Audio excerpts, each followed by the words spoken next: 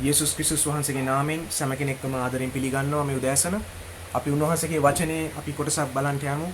මේ කාලය තුල අපි දකිනවා ඒ බොහෝ කිතුණුවන් මුළු කිතුණු ලෝකය යේසුස් වහන්සේගේ ඒ මරණය සිහි කරනවා මේ කාලය තුල. විවිධ කිතුණුවන් බොහෝ කිතුණුවන් සෑම කිතුණුවන් ඒ දේ කරනවා. ඒ අතරතුර සැබෑ කිතුණුවන් ඒක බොහෝ අර්ථයෙන් යුක්තව ඒ උන්වහන්සේගේ වචනේ දේවල් ගෙන ගනිමින් වචනේ ප්‍රකාරයට උන්වහන්සේගේ මරණය සිහි කරනවා මේ කාලය තුල. මේ සෑම දේ යහපත්ව තිබෙනවා. අපි උන්වහන්සේගේ වචනේ කොටස් කිහිපයක් බලන්න යනවා. උන්වහන්සේගේ මරණය අපි මේ සිහි කරන මේ උදෑසන අපි බලන්න යනවා. යොහාන් 17 වෙනි පරිච්ඡේදයේ යම් කොටස් කිහිපයක් අපි බලන්න යනවා. යොහාන් 17 වෙනි පරිච්ඡේදයේ යම් කොටස් කිහිපයක්. හලෙලූයා. අපි බලමු. යොහාන් 17 ඉඳන් අපි බලන්න යනවා. උන්වහන්සේගේ වචනේ යම් කාරණාවල් කිහිපයක්. හලෙලූයා. ස්තුති වේවා ස්වාමීනි. අපි දකිනවා අපි කිතුණුවන් ලෙස අපි සියලු දෙනාම දන්න දේ තමයි යේසුස් වහන්සේ අපගේ ජීවිතය වෙනුවෙන් උන්වහන්සේ පූජා වුණා කියන දේ. ඒක ලෝකෙ මිනිස්සුත් අහලා තිනවා. ලෝකෙ මිනිස්සු ඒක අදහන් නැති වුණත්, අන්‍ය ආගමිකයන් ඒක අදහන් නැති වුණත් උන්වහන්සේගේ වචනේ ලියා තිබෙන ප්‍රකාරයට අපි ඒ දේවල් අපි අදහනවා. අපි ක්‍රිස්තුස් වහන්සේගේ දරුවන් ලෙස මේ අහස පොළව මැව්ව ජීවමාන දෙවියන් වහන්සේගේ දරුවන් ලෙස අපි ඒ දේ විශ්වාස කරනවා. යේසුස් ක්‍රිස්තුස් වහන්සේගේ ඒ ගෙත්සෙමේනේදී උන්වහන්සේ කරපු යාඥාව, ඒ වගේම ඒ යාඥාව අතරතුරදී උන්වහන්සේව ඒ පාවා දෙනු ලැබුවා. ඒ වගේම පසුව විවිධ නඩු තීන්දුව ලබා දෙනු ලැබුවා. පසුව උන්වහන්සේ කුරුසේ ඇනගසනු ලැබුවා. අපි මේක උන්වහන්සේගේ වචනේ ලියවිලි වල ලියා තිබෙන අතර මේක සමහර විට මේක ලෝකයේ මිනිස්සුන්ට උදෙක් තවත් මිනිහෙක් තවත් ආගමික අතුරුවරයෙක් ආවා මැරුවා නිකන් ඒ වගේ දෙයක් විතරයි. ඔහු නිකන් විප්ලවවාදී නැත්නම් ඔහු අලුත් දෙයක් ඉදිරිපත් කළ පුද්ගලයෙක්. ඔහුව මරණයටපත් කරනු ලැබුවා ඒ කාලේ තිබුණු රජය විසින්. මෙවැනි ආකාරයේ අවබෝධයන් තිබෙනවා වෙන්න පුළුවන්. නමුත් අපි ඔබ මම යේසුස් වහන්සේගේ දරුවන් ලෙස යේසුස් ක්‍රිස්තුස් වහන්සේ දෙවියන් වහන්සේ බව උන්වහන්සේගේ වචනය තුලින් අපි දන්නවා. ඒක අපි අදහනවා. යේසුස් වහන්සේගේ වචනේ ලියා තිබෙන උන්වහන්සේ කුරුසේට මරණය දක්වා උන්වහන්සේ පියාණන් වහන්සේට කීකරුණා ස්වර්ගයේ සැප අත්හැරලා මේ පොළොවට ආවා කියලා උන්වහන්සේගේ වචනේ ලියා තිබෙනවා. උන්වහන්සේ සදාකාලයේ සිටියා. අපි දකිනවා ඒක. ඒ යොහාන් පොතේ පළවෙනි පරිච්ඡේදයේ කතා කරනවා ඒ පටන් ගැනීමේදී වාක්‍යano සිටිසේක, වාක්‍යano දෙවියන් වහන්සේ සමග සිටිසේක, වාක්‍යano දෙවියන් වහන්සේව සිටිසේක. උන්වහන්සේ තමයි වාක්‍යano. මේ මුළු විශ්වයේ මැව්වේ උන්වහන්සේ කරනකොට නේ බයිබලයේ තිබෙනවා. ඒ පෙනෙන නොපෙනෙන සියල්ල ක්‍රිස්තුස් වහන්සේ තුල උන්වහන්සේ උදෙසා මවන ලද්දේය. ඒක නිසා මේ යේසුස් වහන්සේ කියන්නේ හුදෙක් මිනිසෙක් නෙවෙයි. තවත් ආගමික කතුරුවරයෙක් නෙමෙයි. උන්වහන්සේ ආවේ මැරෙන්න. උන්වහන්සේ ලෝකයට ආවේ ස්වර්ගය අතහැරලා. ඒක දේවචනේ ලියා තිබෙනවා. පුරාණ ගිවිසුමේ යේසුස් වහන්සේ විවිධ මනුෂ්‍යයන්ට ප්‍රකාශ වුණා.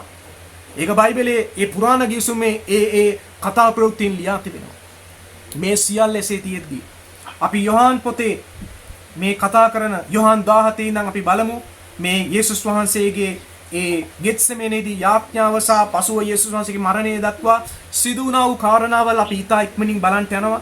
මම මේ කියන කාරණා එනම් යේසුස් වහන්සේගේ යාඥාව ඒ ගෙත්සෙමනේදී මරණයට ප්‍රථමයෙන් කරපු විශාල ඒ සුවිශේෂී යාඥාව, ඒ වගේම යේසුස් වහන්සේව එදා ඒ රාත්‍රියේදී උන්වහන්සේව පාවා දෙනු ලැබීම, ඒ කියන්නේ උන්වහන්සේව අල්ලා ගනු ලැබීම, නඩු තීන්දුව පසුව ඒ වගේම යේසුස් වහන්සේ කුරුසේ මරණය. මේ කාරණාව මේ කතා ප්‍රවෘත්තිය යොහාන් 17 වෙනි පරිච්ඡේදයේ සිට යොහාන් 19 වෙනි පරිච්ඡේදයේ 42 වෙනි පදය දක්වා සඳහන් වෙනවා. ඒ වගේම මතෙව් 26 වෙනි පරිච්ඡේදයේ 47 වෙනි පදයේ සිට 27 වෙනි පරිච්ඡේදයේ 66 වෙනි පදය දක්වා සඳහන් වෙනවා.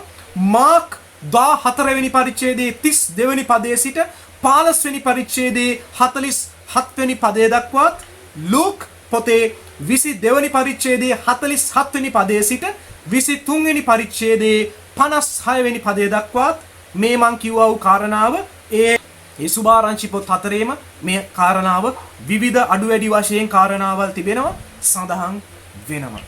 ඒ 17 වෙනි පරිච්ඡේදයේ අපි බලමු. මෙතනදී පටන් ගන්නවා යේසුස් වහන්සේගේ යාඥාවේදී. උන්වහන්සේ කියනවා යේසුස් වහන්සේ මේ දේවල් කියා ඒ අවසාන අනුශාසනාව අපි දකින්න දෙනවා ගෝලයන්ට යේසුස් වහන්සේ. ඒ අන්තිම රාත්‍රී භෝජනයෙන් පසු දේවල් මම මෙතන රාත්‍රී භෝජනේ කාරණාවල් කතා කරන්නේ. උන්වහන්සේ පාවා දෙමු ලැබි රාත්‍රියේ මුලින්ම උන්වහන්සේ ඒ උන්වහන්සේගේ ගෝලියොත් එක්ක එදා ඒ උඩුමහල් ස්ථානයේ එකතු වෙලා අන්තිම රාත්‍රී භෝජනය පැවැත්තුවා. මම ඒ කාරණාව ගැන කතා කරන්නේ. නමුත් උන්වහන්සේ ගෙත්සෙමෙන් උයනට ගියා. උන්වහන්සේ ආඥා කරන්න. එතනදී තිබෙනවා මේ දේවල් කියා ස්වර්ගයේ දෙසට ඇස් ඔසවා මේ යේසුස් වහන්සේ ස්වර්ගයේ දෙසට ඇස් ඔසවා කියනසේක්. පියාණනි පැය පැමිණ තිබේ. පියාණනි පැය පැමිණ තිබේ. ඔබගේ පුත්‍රයාට ඔබ දුන් සියල්ලන්ට ඔහු විසින් සදාකාල ජීවනය දෙන පිණිස ඔබ සියලු මනුෂ්‍යයන් කෙරෙහි ඔහුට බලය දුන් ලෙස පුත්‍රයා ඔබ ගෞරවයට පමුණවන පිණිස ඔබ පුත්‍රයා ගෞරවයට පැමිණෙව්ව මැනව. සදාකාල ජීවනයම් මෙය. එනම් එකම සැබෑ වූ දෙවියන් වහන්සේ වන ඔබ සහ ඔබ විසින් එවන ලද තැනැත්තා වන යේසුස් ක්‍රිස්තුස් ඔවුන් විසින් අදහා ගැනීමය. දැන් බලන්න යේසුස් වහන්සේ මෙතනදී පැහැදිලිව කියනවා යේසුස් වහන්සේ එව්ව පියාණන් වහන්සේ විසින්. උන්වහන්සේ ස්වර්ගයේ සිටිය සදාකාලේ. නමුත් පියාණන් වහන්සේ විසින් බයිබලයේ ලියා තිබෙනවා ඒ තම ඒක ජාතක පුත්‍රයා දෙනතරම් මහෝත්තම දෙවියන් වහන්සේ පියාණන් වහන්සේ ලෝකයාට ප්‍රේම කළා කියලා. යේසුස් වහන්සේ පියාණන් වහන්සේ විසින් එව්වා. මෙතනදී යේසුස් වහන්සේ කියනවා පැය පැමිණ තිබේ. ඒ පැයක් ගැන නැත්නම් යම් කාලයක් ගැන යේසුස් වහන්සේ එතනදී කතා කළා මේ ආඥාවේදී. මම මේවා දිගටම කියන්න යන්නේ නැහැ. පැය පැමිණ තිබේ කියලා කියන්නේ අනාගත වස්තුගේ පොත්වල නැත්නම් පුරාණ ගිවිසුමේ පවා ඒ අනාගත වාක්‍යවල ලියා තිබෙන ප්‍රකාරයට ඒ වගේම යේසුස් වහන්සේ ජීවත්ව සිටින මොහොතේ විවිධ අවස්ථාන්වලදී නිතරම උන්වහන්සේ කිව්වා උන්වහන්සේ මැරෙනවා උන්වහන්සේ නැවත දවස් 3කින් නැගිටිනවා කියලා යේසුස් වහන්සේ මැරෙන්න ඉස්සෙල්ලා කිව්වා. මේ පොළවේ කිසිම ආගමික දාර්ශනික කර්තෘවරු එවැනි බරපතල ප්‍රකාශනයන් ප්‍රකාශ කළේ නැහැ. යේසුස් වහන්සේ විතරයි මේ දේ කිව්වේ. යේසුස් වහන්සේ කිව්වා මම මැරෙනවා. ඒ වගේම යේසුස් වහන්සේ යොහාන් පොතේ පව සඳහන් වෙනවා යේසුස් වහන්සේ කිව්වා නිතරම ගෝලයන්ට අවස්ථා කීපයක් කිව්වා නුඹලා මාව තව දුරටත් දකින්න යන්නේ නැහැ. නමුත් නැවත දකින්න යනවායි කියලා කිව්වා. ඔතනදී උන්වහන්සේ කිව්වේ යේසුස් වහන්සේ මරණයටපත් වීම ගැන, භූමි දාණයටපත් කිරීම ගැන සහ නැවත උන්වහන්සේ මලවුන්ගෙන් නැගිටලා උන්වහන්සේගේ ගෝලයන්ට ප්‍රකාශ වීම ගැන යේසුස් වහන්සේ කතා කළා. යේසුස් වහන්සේ කිව්වා මම මැරෙනවා, මම නැවත දවස් 3කින් නැගිටිනවා. යේසුස් වහන්සේ නැවත සුභාරංචි පොත්වල කිව්වා මමයි ඔබලාට වෙනුවෙන් මගේ ජීවිතය දෙන්නේ. ඒක කාටවත් ගන්න බෑ කියලා කිව්වා. යේසුස් වහන්සේගේ ජීවිතයේ මේ යුදෙව්වවත් ඒ කාලේ හිතුම මේ රෝම පාලකයෝ රෝම අධිරාජ්‍යවාදීන් නැත්නම් රෝම සොල්දාදුවෝ යේසුස් වහන්සේව ගත්තේ නෑ. යේසුස් වහන්සේ මරණයටපත් කළේ නෑ. යේසුස් වහන්සේ විසින් මරණයටපත් වෙන ඒ බැටළු පැටවෙක් ලෙස පූජා වුණා. ඒක තමයි උන්වහන්සේගේ වචනේ ලියන්නේ. ඒ නිසා මේක ඔබ මම තේරුම් ගන්න ඕන. උන්වහන්සේ මරණයටපත් උනේ නිකම් මේ අර ඉන්න අමාරු නිසා නෙමෙයි. නැත්තම් මේ අර ඔහේ උන්වහන්සේ මේ නැත්තම් මේ අපි හිතමු මේ රාජ්‍යයට විරුද්ධව කැරලි ගහපු නිසාවත් නේ එහෙම දෙයක් නිසා නෙමෙයි. අපි දකිනවා මේ පොතේ සඳහන් වෙනවා යේසුස් වහන්සේව මරන්න කාරණා හොයාගන්න බැරි වුණා කට්ටියට. ඒ කාලේ හිටපු ආගමික නායකයෝ අදත් එහෙම තමයි ආගමික නායකයෝ. යේසුස් වහන්සේගේ සැබෑ උන්වහන්සේගේ සුභාරංචිය ප්‍රකාශ කරන්නේ අද ඉන්න රෝමානු කතෝලික ආගමික නායකයෝ ඇතුළු මම මේ කියන්නේ. ඒගොල්ලෝ ඇතුළු වෙනත් ආගමික නායකයෝ. සැබෑ කිතුණු අතරත් ඉන්නවා බොරු නායකයෝ, බොරු ගුරුවරු. ඒ නිසා මම කියන්නේ එදා ඉඳන් අද දක්වා ආගමික නායකයෝ මේ සත්‍යතාවයට විරුද්ධවයි සිටින්නේ. යේසුස් වහන්සේගේ වචනේ ලියා තිබෙන දේවල් නෙමෙයි. ඔවුන්ට ඕන දේවල්, ඔවුන්ගේ පරම්පරාවෙන්, සම්ප්‍රදායෙන් ආපු බයිබලයට පටහැනි ඉගෙනවීම් තමයි තිබුණේ. ඒ කාලේ මේ යුදෙව් ආගම තුලත් ඒ තෝරාවේ සඳහන් වුණු පුරාණ යුසිමේ කාරණාවලට අමතරව ඔය රබ්බීලා කියන ඔය ආගමික නායකයෝ ගෙනාපු oral tradition කියලා කියනවා. ඒ වචනයෙන් ගෙනාපු බොහෝ විවිධ බර මිනිස්යන් පිට තබලා තිබුණා. අපි දකිනවා යේසුස් වහන්සේ ඒව ගැන කතා කරා. නමුත් යේසුස් වහන්සේ මෙතනදී කියනවා පැය පැමිණ තිබේ. පැය පැමිණ තිබේ. ඇයි එහෙම යේසුස් වහන්සේ කිව්වේ? අපි දකිනවා යොහාන් 7:30 පොඩ්ඩක් බලන්න. කියනවා එබැවින් ඔහු උන්වහන්සේ අල්ලන්ට හැදුවෝය. නමුත් උන්වහන්සේගේ වේලාව ඒ තාක් පැමිණුනේ නැති බැවින් කිසිවෙක් උන්වහන්සේ පිට අත් නොතැබුවෝය. අත් නොතැබුවෝ කියන්නේ මේ අත් තියනව නෙමෙයි. උන්වහන්සේට ගුටි බැට දුන්නේ නැහැ. නැත්තම් උන්වහන්සේව අල්ල ගන්න අත තබන්න බැරි වුණා.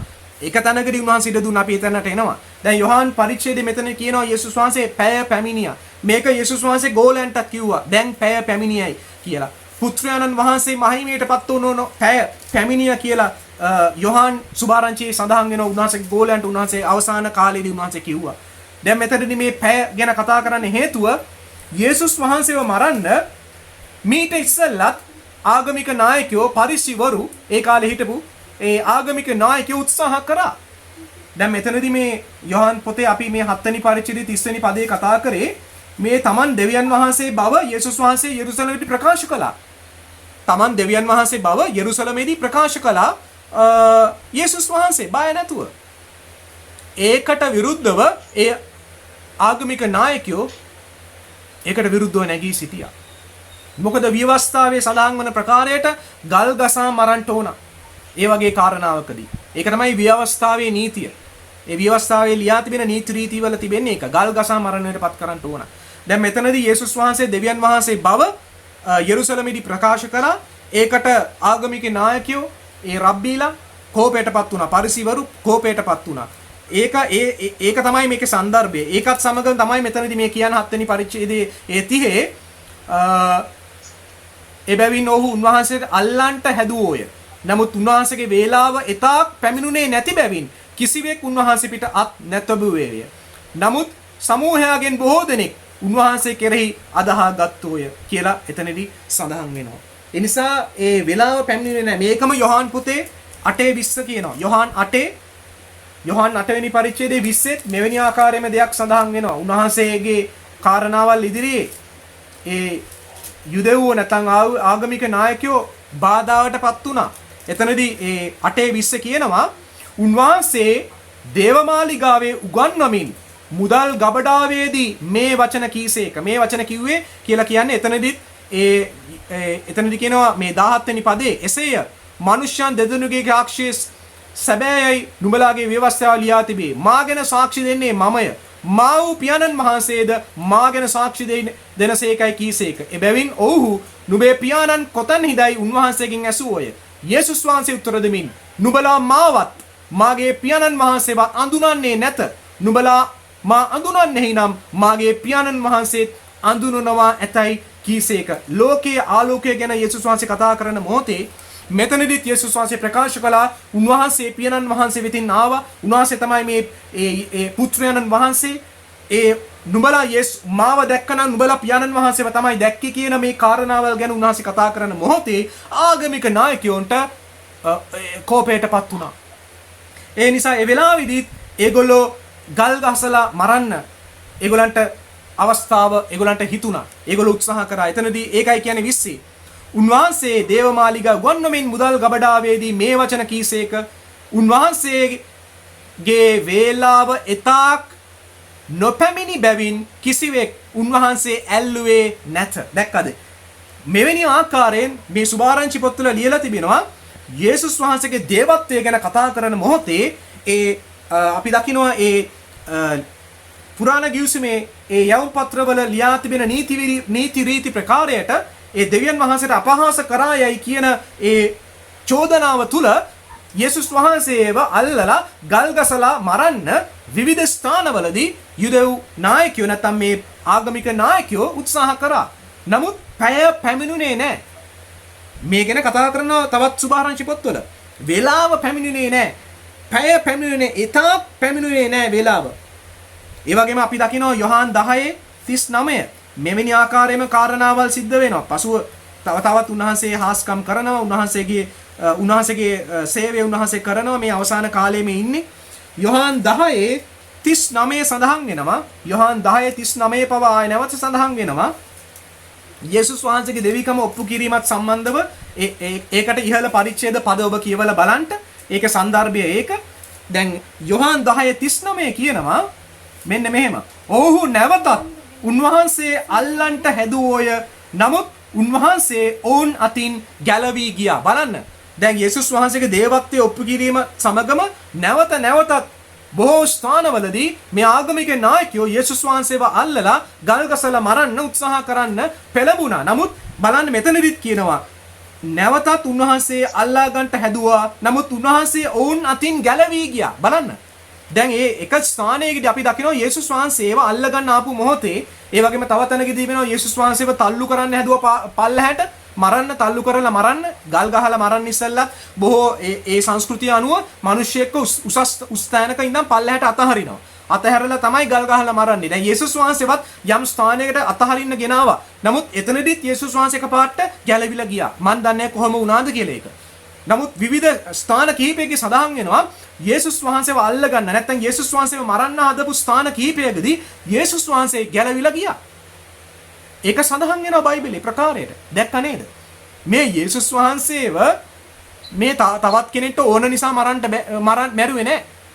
යේසුස් වහන්සේම පියාණන් වහන්සේ ඉඩ දෙන පැයක් තිබුණා. අන්න ඒ පැය පැමිණීමොත් විතරයි යේසුස් වහන්සේ මේ මුළු ලෝකයාගේ පාපය වෙනුවෙන් උන්වහන්සේ ඒ පාස්කු බැටළුවාණන් ලෙස පූජා විය යුත්තේ ඒ පැයකදී යම් වෙලාවක් තිබුණා. ඒකට උන්වහන්සේ පෙර දැනගැන්මේ ප්‍රකාරයට උන්වහන්සේ ඒකට කාලයක්, ඒකට යම් පැයක්, යම් නිශ්චිත කාලයක් උන්වහන්සේ සූදානම් කරලා තිබුණා. ඒ පැය පැමිණිච්ච නැති හැම මොහොතකම යේසුස් වහන්සේව මරන්න කවුරු උත්සාහ කරත් ඒක කරන්න බැරි වුණා. ඒක කරන්න බැරි වුණා. මොකද උන්වහන්සේ මැරෙන්නේ කොහොමද කියලා පුරාණ ගිවිසුමේ අනාගත වාක්‍ය වලින් පවා සඳහන් වෙලා යේසුස් වහන්සේ පවා කිව්වා. උන්වහන්සේ පැමිණියේ ගල් ගහලා මරණයටපත් වෙන්න නෙමෙයි. මේක විශේෂ දෙයක්. දේවචනේ ලියලා තිබෙනවා. මේවා පුදුමයි. දේවචනේ පුදුමයි.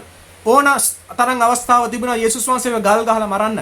නමුත් පුරාණ ගිවිසුමේ පටන්ම අනාගත වාක්‍යවල ලියා තිබෙන ප්‍රකාරයට යේසුස් වහන්සේ පවා උන්වහන්සේම ප්‍රකාශ කරපු විදිහට යේසුස් වහන්සේව නම් ගල් ගහලා මරන්න කාටවත් බෑ. කිසිම කෙනෙක්ට අයිතියක් නැහැ.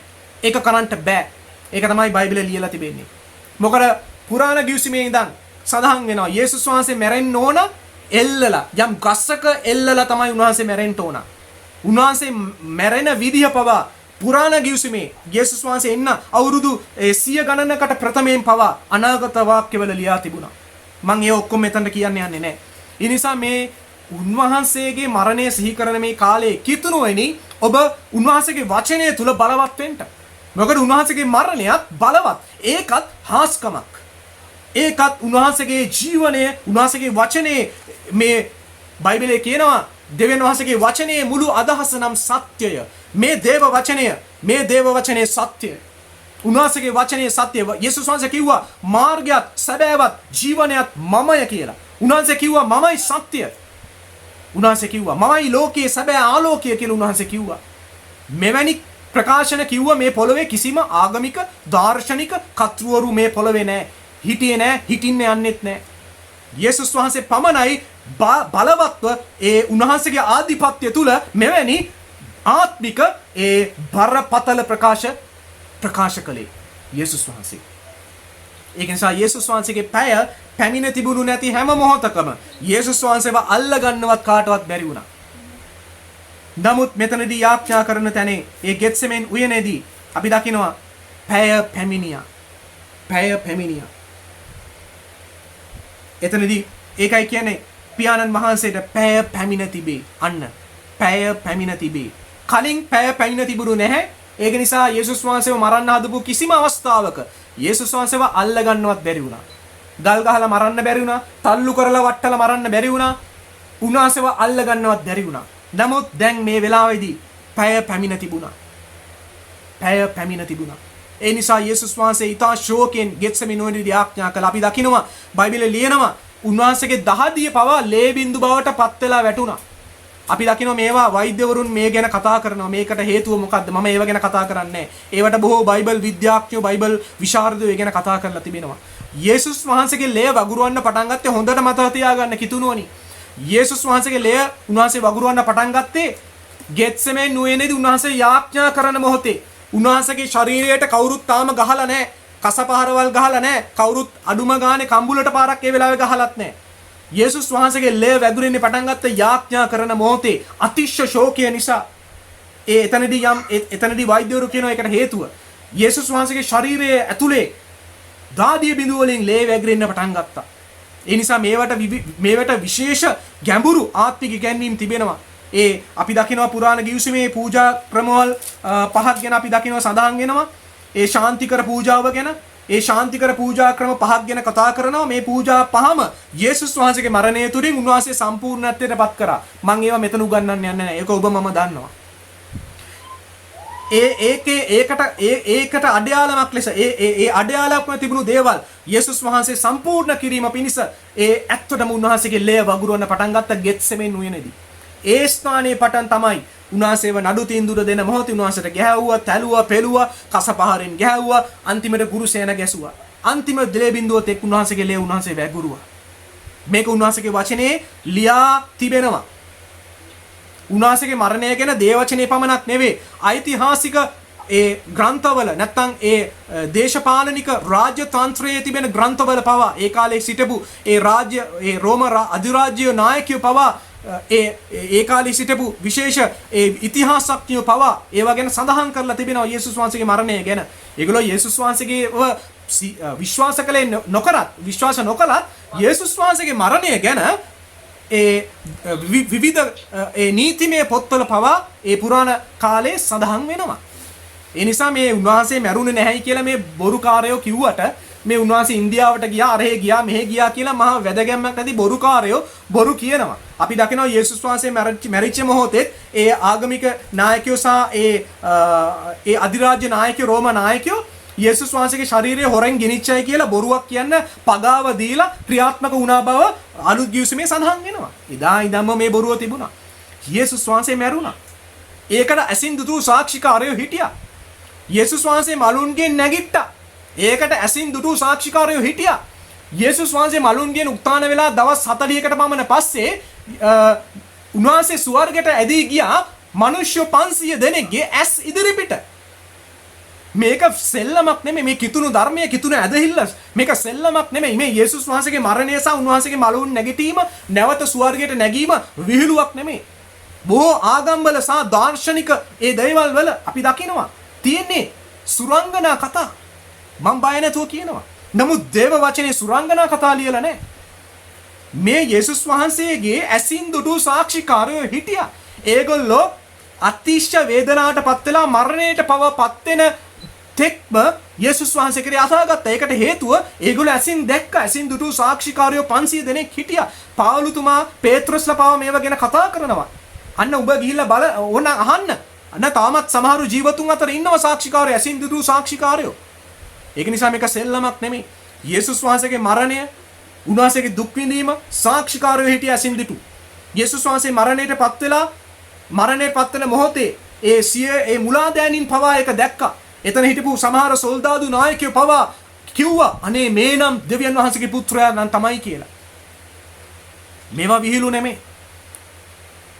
ඒ වගේම මලුන්ගේ නැගිටීමත් ඒකට සාක්ෂිකාරයෝ හිටියා, ඇසින් දුටු සාක්ෂිකාරයෝ. උන්වහන්සේ ප්‍රකාශ වුණු දේවල් ඒවා ලියා තිබෙනවා. ඒවා ඒ කාලෙදිම ලියෙන්න පටන් ගත්තා. විවිධ ආගමික දාර්ශනික දේවල් වගේ ආගමික අතුරුවරේ මැරිලා අවුරුදු බර ගානකට පස්සේ ඒවා ලේඛන ගත වෙන්න පටන් ගත්තේ නැහැ.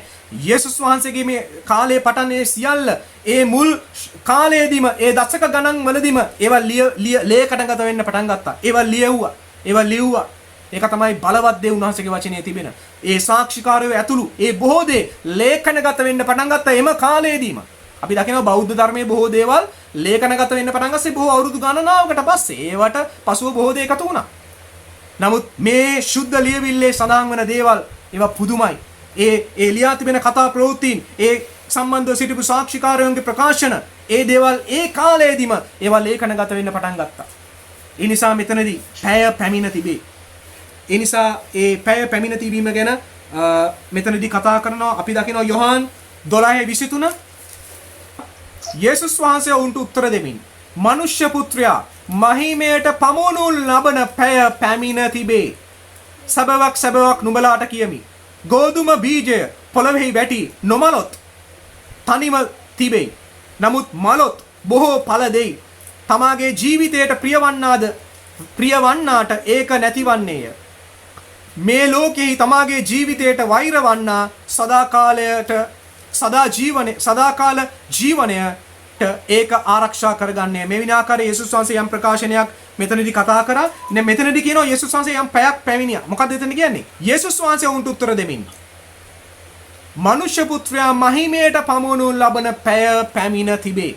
යේසුස් වහන්සේම කිව්ව අන්තිම මොහොත්වල අන්තිම වෙලාව යේසුස් වහන්සේව අල්ලා ගන්න අන්තිම කාලෙදී යේසුස් වහන්සේම කිව්වා පැය පැමිණ තිබේ. කලින් පැය පැමිණ තිබුණේ නැහැ. දැන් මේ වෙන වෙලාවේදී පැය පැමිණ තිබේ. ඒකම තිබෙනවා යොහාන් 13:1. යොහාන් 13:1 කියනවා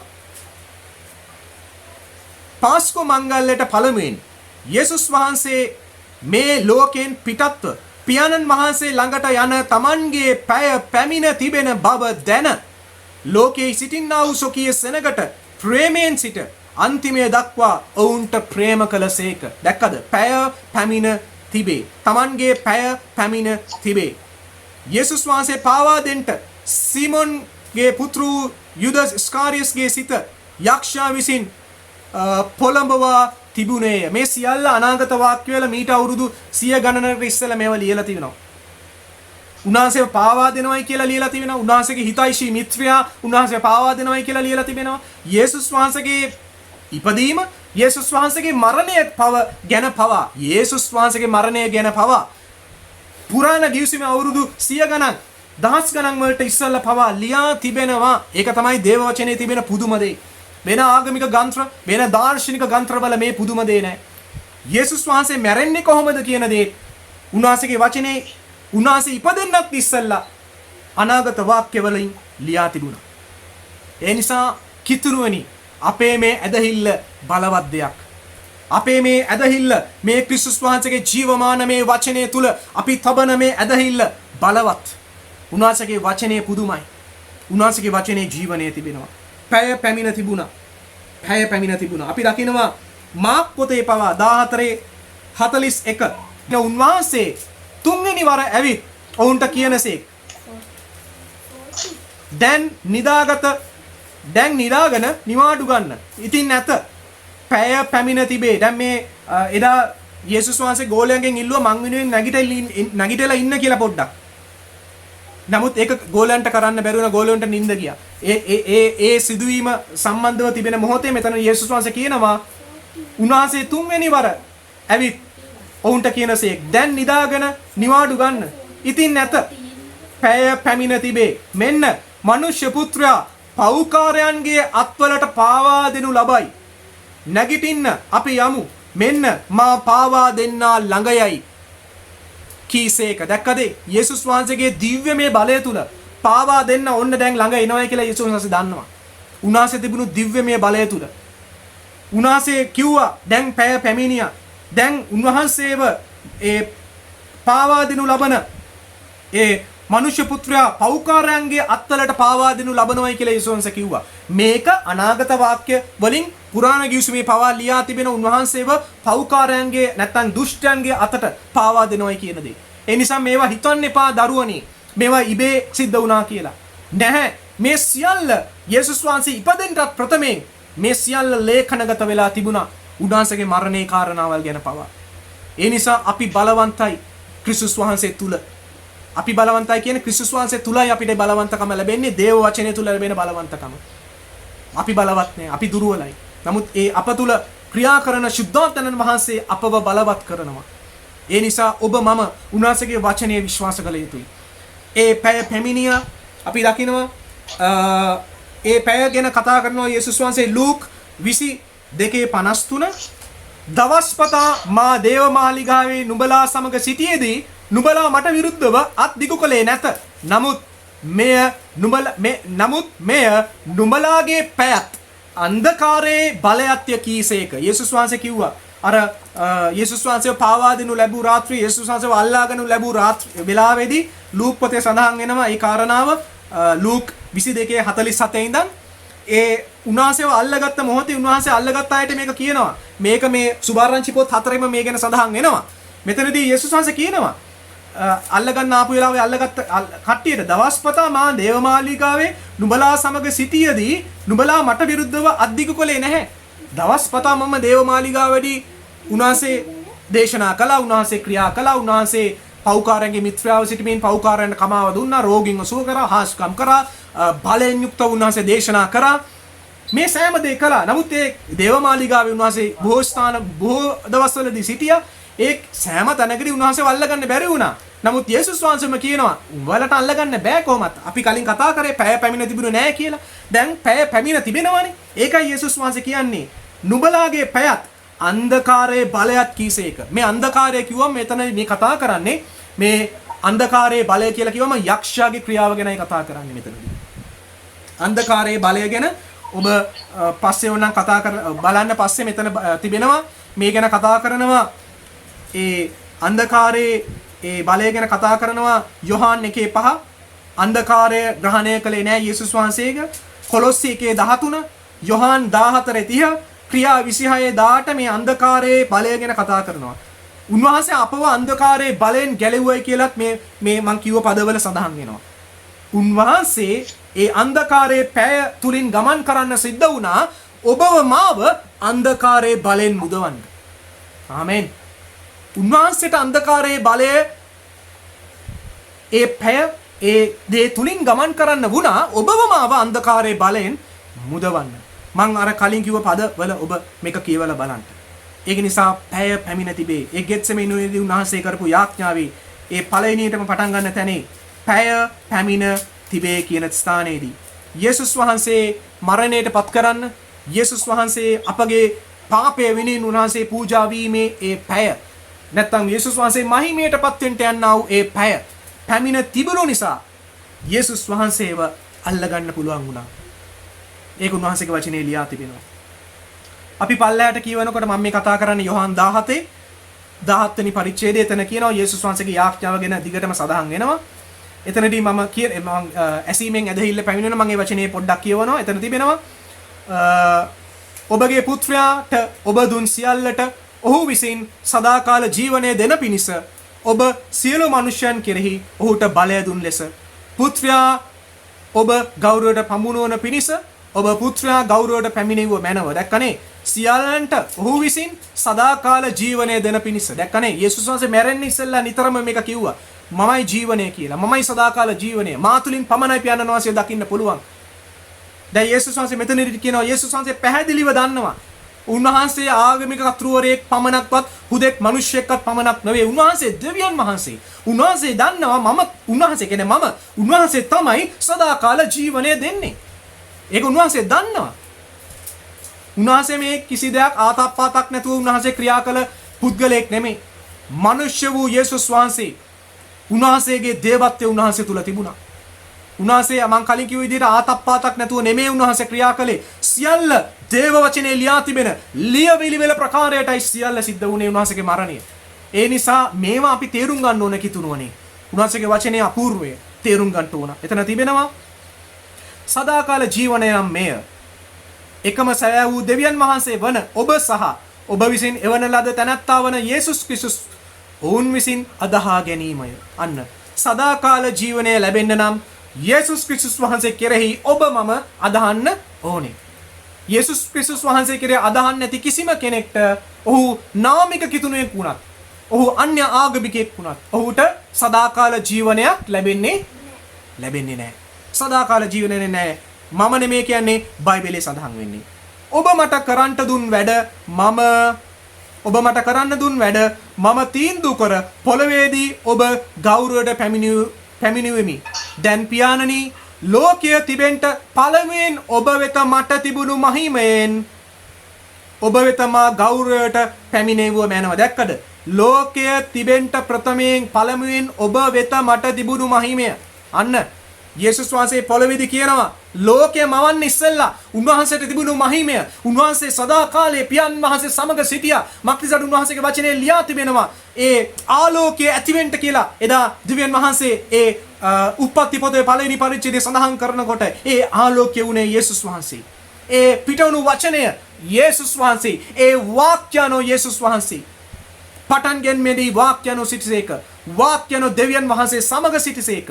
වාක්‍යano දෙවියන් වහන්සේව සිටිසේක. යේසුස් වහන්සේ පැහැදිලිව කියනවා ලෝකයේ මවන්ට ප්‍රථමයෙන් උන්වහන්සේට තිබුණු මහිමය ගැන මෙතනදී සඳහන් කරනවා. ඒ නිසා ඔය මුස්ලිම් ධර්මයේ සඳහන් වෙන යේසුස් වහන්සේ හුදෙක් නිකන් අනාගත වතුරු කෙනෙක් නැත්නම් ඒ ප්‍රොෆෙට් කෙනෙක් පමණක් නොවේ. යේසුස් වහන්සේ දෙවියන් වහන්සේ. යේසුස් වහන්සේ ඒ පියාණන් වහන්සේගේ පුත්‍රයාණන්. අපි දකිනවාද ඔය පාප්වරයා ඒ ඉස්ලාම් රටවල් එක්ක ගිහිල්ලා ආබ්‍රාම්ගේ වංශය කිය යේසුස් වහන්සේ ගැන කතා කරන්නේ නැතුව දේව වචනයට විරුද්ධව සන්දානගත වෙමින් සිටිනවා. නමුත් යේසුස් වහන්සේ තුලින් පමණයි සදාකාල ජීවනය. අල්ලා තුලින් හෝ වෙන මුහම්මද් නබි තුලින් හෝ වෙන කා තුලින්වත් නොවේ. හොඳට මතක තියාගන්න. මුස්ලිම් ධර්මය සහ ක්‍රිස්තියානි ධර්මය කියන්නේ යුදෙව් ආගම ඇතුළුව ඒ දෙක එකක් නෙමෙයි. ඔබ මම අදහන මේ ඊශ්‍රායල්ගේ දෙවියන් වහන්සේ මුස්ලිම් වරුන් අදහන අල්ලා දෙවි නෙවෙයි. ඒක බයිබලයේ පැහැදිලිව සඳහන් වෙනවා මේ දේවල් වලට. උන්වහන්සේගේ වචනේ මේව සඳහන් වෙනවා. උන්වහන්සේ පල්ලෙහාට අපි තවත් කියවලා බලමු. එතන තිබෙනවා ඔබ ලෝකයෙන් මට දුන් මනුෂ්‍යයන්ට ඔබගේ නාමය ප්‍රකාශ කළෙමි. ඔහු ඔබ සන්තක වූෝය. ඔබ ඔවුන් මට දුන්සේක. ඔහු ඔබගේ වචනය ආරක්ෂා කළෝය. ඔබ මට දුන් සියල්ලම ඔබගෙන් ලැබුණු බව ඔවුන් දැන් දනිති. මක්නිසාද ඔබ මට දුන් වචනය මම ඔවුන්ට දුනිමි. ඔහු ඒවා පිළිගෙන මා ඔබ වෙතින් ආ බැවින් ආ බව සැබවින් දැක සැබවින් දැන ඔබ මා එවූ බව විශ්වාස කළෝය. මම ඔවුන් ගැන යාඥා කරමි. ලෝකයා ගැන යාඥා නොකරමි. නමුත් ඔබ මට දුන් ඔවුන් ගැන යාඥා කරමි.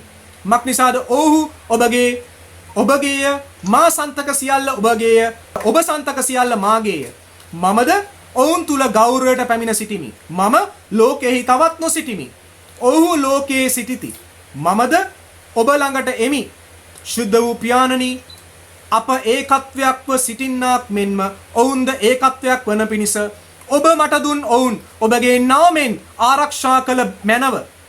මම ඔවුන් සමග සිටියේදී මට ඔබ දුන් ඔබගේ නාමෙන් ඔවුන් ආරක්ෂා කළෙමි. මම ඔවුන් ප්‍රවේශම් කළෙමි. ලියවිල්ල සම්පූර්ණ වන පිණිස විනාශයේ පුත්‍රයා හැර ඔවුන්ගෙන් කිසිවෙක් විනාශ නොනෝය. යේසුස් වහන්සේ මෙතනදී කතා කරනවා විනාශ වූ පුත්‍රයා ගැන නෙමෙයි. මම ඊට ඉහළින් කියනවා මම ඔවුන්ව ආරක්ෂා කළා. ඒ කියන්නේ යේසුස් වහන්සේ ප්‍රධාන ලෙස උන්වහන්සේගේ ගෝලයන් ගැන මෙතනදී පියාණන් වහන්සේට යාඥා කරමින් කියනවා මම ඔවුන්ව ආරක්ෂා කළා.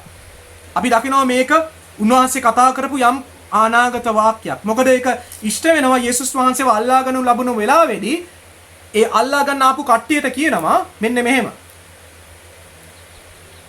මොවුන්ට යන්න හරින්නයි කීසේක. මෙසේ වුණේ ඔබ මට දුන්නාවුන්ගෙන් එක්කෙනෙක්වත් නැති උනේ නැතයි උන්වහන්සේගේ විසින් කියන ලද වචනය සම්පූර්ණ වන පිණිසයි කියලා මම මේ කිව්ව පදයේ තියෙන යොහාන් 18 9 වෙනි පදයේ තියෙන්නේ. යොහාන් 18 9 වෙනි පදයේ කියන දේ සම්පූර්ණ වුණා. මේ ගෙත්සෙමෙනුවේදී මේ කිව්ව කාරණාව පවා ඒ වෙලාවේදී සම්පූර්ණ වුණා. මේ උන්වහන්සේගේ මරණය වන මොහොතේ පවා උන්වහන්සේගේ මරණයේ මේ පැයේ පවා බොහෝ අනාගත වාක්‍ය ඉෂ්ට වුණා. ඒක තමයි මේ දේව වචනේ තිබෙන පුදුමා සහගත බව බලය. අනාගත වාක්‍ය යේසුස් වහන්සේගේ මරණයේ මොහොන මේ වෙන මොහොතේ පවා ටිකෙන් ටික දේව උන්වහන්සේගේ අනාගත වාක්‍ය ඉෂ්ට වුණා. ඒ මොහොතේ පවා ඒක එහෙම සඳහන් වෙනවා. නමුත් දැන් ඔබ ළඟට එමි. මා ලෝකයේදී මේ දේවල් කතා කරන්නේ ඔවුන් මාගේ ප්‍රීතිය තමුන් තුල සම්පූර්ණ ලෙස ලබන පිණිසය. මම ඔවුන්ට ඔබගේ වචනය දුරිමි. මා ලෝකයට අයිති නැති ලෙසම ඔවුනුත් ලෝකයට අයිති නැති නිසා ලෝකයා ඔවුන්ට වෛර වන්නේ. අපි දකිනවා මේ දේවල්. අද සැබෑ කිතුණුවන්ට ලෝකයා වෛර වෙනවා. සැබෑ කිතුණුවාට නාමික කිතුණුවෝ නැත්තම් බොරු කිතුණුවෝ පවා සැබෑ කිතුණුවාට වෛර වෙනවා. බයිබලයේ ඒක සඳහන් වෙනවා. ඒක නිසා ඒක පුදුම දෙයක් නෙමෙයි. ඊට පස්සේ කියනවා ඔබ ලෝකයෙන් ඔවුන් අහක් කරන පිණිස නොව නපුරාගෙන් ඔවුන් ආරක්ෂා කරන පිණිස යාඥා කරමි. මා ලෝකයෙන් නොවනාක් මෙන්ම ඔවුන්ද ලෝකයෙන් නොවේති. සත්‍යතාවයෙන් ඔවුන් පවිත්‍ර කළ මැනව. ඔබගේ වචනේ සත්‍යතාවයය. සත්‍යතාවයෙන් ඔවුන් පවිත්‍ර කරනු මැනව. ඔබගේ වචනේ සත්‍යතාවය. මේ ගැන තව ඕනම් බලන්න ගීතාවලිය 119 142 යොහාන් 14:6 ඒ සත්‍යතාවයේ උන්වහන්සේ සත්‍යතාවයෙන් ඔවුන්ද පවිත්‍ර වන පිණිස ඔවුන් උදෙසා මා කැප කරගතිමි. මොවුන් ගැන පමණක් නොව මොවුන්ගේ වචනේ කරුණ කොටගෙන මා කෙරෙහි විශ්වාස කරන්න ඔවුන් ගැනත් ඔවුන් සියල්ලන් ඒකත්වයක් වන පිණිසත් පිය වූ ඔබ මා තුලෙහිද මා ඔබ තුලෙහිද සිටින්නාක් මෙන්ම ඔබ මා එවූ බව ලෝකයා විශ්වාස කරන පිණිසත් අප තුල ඔවුන් ඒකත්වයක් වන පිණිසත් යාඥා කරමි. මෙතනදී යේසුස් වහන්සේ කියනවා යේසුස් වහන්සේ ගෝලයන් පමණක් නෙවෙයි පසු කාලිනව යේසුස් වහන්සේගේ අදහන්න වූ අය ඔබ මම ගැනත් යේසුස් වහන්සේ ගෙත්සෙමෙනුනිදී යාඥා කළා. ආමෙන්. යේසුස් වහන්සේ ගෙත්සෙමෙනුනිදී ඔබ මම ගැනත් යාඥා කළා. ඒක එහෙම සඳහන් වෙන අතර පල්ලහැට යනවා 22 24 පියාණනි ඔබ මට දුන් මහිමය ඔබ මට දුන්නා වුන් විසින් දක්නා පිණිස මා සිටින තැන ඔවුනුත් මා සමග සිටින්නාට කැමැත්තෙමි. මක්නිසාද ලෝකයේ මැවීමට පළමුවෙන් ඔබ මට ප්‍රේම කළසේක. ධර්මිෂ්ඨ පියාණනි ලෝකයා ඔබ හඳින්නේ නැත. නමුත් ඔබ මා හැඳින්නෙමි. මොහුද ඔබ විසින් මා එව් බව දැනගත්තෝය. ඔබ මා කෙරෙහි ඇතුව සිට ප්‍රේමය ඔවුන් තුලෙහිද මාත් ඔවුන් තුලෙහිද වන පිණිස ඔබගේ නාමය ඔවුන්ට දැන්වීමි. තවත් දන්වන්නෙමි කීසේක. අපි දකිනවා යේසුස් වහන්සේ ගෙත්සෙමෙනුනිදී කරපු යාඥාව. පසුව අපි දකිනවා යොහාන් 18 වෙනි පරිච්ඡේදය වෙනකොට යේසුස් වහන්සේ වල්ලාගනු ලබනවා. අපි මරණය උන්වහන්සේගේ සීකරන මේ කාලේ අපි ඒකත් බලමු. යේසුස් වහන්සේ මේ වචන කියා නිම වූ කල තමන් ගෝලයන් සමග කීද්‍රෝන් නම් ඔයෙන් එගොඩට ගියසේක. එහි තිබුණු උයනකට උන්වහන්සේ තමන් ගෝලයන් සමග ඇතුළු වූසේක. යේසුස් වහන්සේ තමන් ගෝලයන් සමග නොඑක්වර එහි ගිය බැවින් උන්වහන්සේ පාවා දුන් යූදස් ඒ ස්ථානය දැනගෙන සිටියේය. එබැවින් යූදස් නායක පූජකයන්ද පරිසවරුන්ගෙන්ද හේවා කණ්ඩායම්ද සහ සේවකයන් ලබාගෙන පහන්ද පන්දම්ද ආයුධද ඇතුව එතනට ආවේය. යේසුස් වහන්සේව අල්ලගන්න ස්ක්වඩ් එකක් ආවා ආයුධත් අරගෙන යේසුස් වහන්සේව අල්ලගන්න.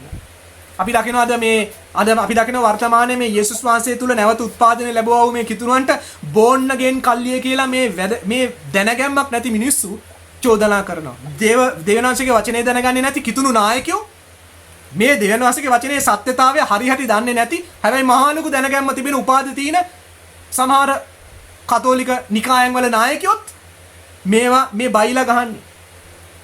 දැන් බලන්න මෙතනදී යේසුස් වහන්සේව අල්ලගන්න පැමිණිය කට්ටිය ආවා ආගමික නායකයෝ සහ සොල්දාදු කණ්ඩායමක් ආවා ආයුධත් අරගෙන යාවේ යේසුස් වහන්සේව අල්ලගන්න. මේක විහිළුවක්. නමුත් මේක තමයි ඇත්ත. ඒ පමණ අධිකාරී බලයක් යේසුස් වහන්සේට තිබුණා. යේසුස් වහන්සේට ආයුධ තිබ්බේ නැහැ. අපි දකිනවා මේ වෙලාවේදී අර එක්කෙනෙක්ගේ කන කපනවා පේත්‍රස්.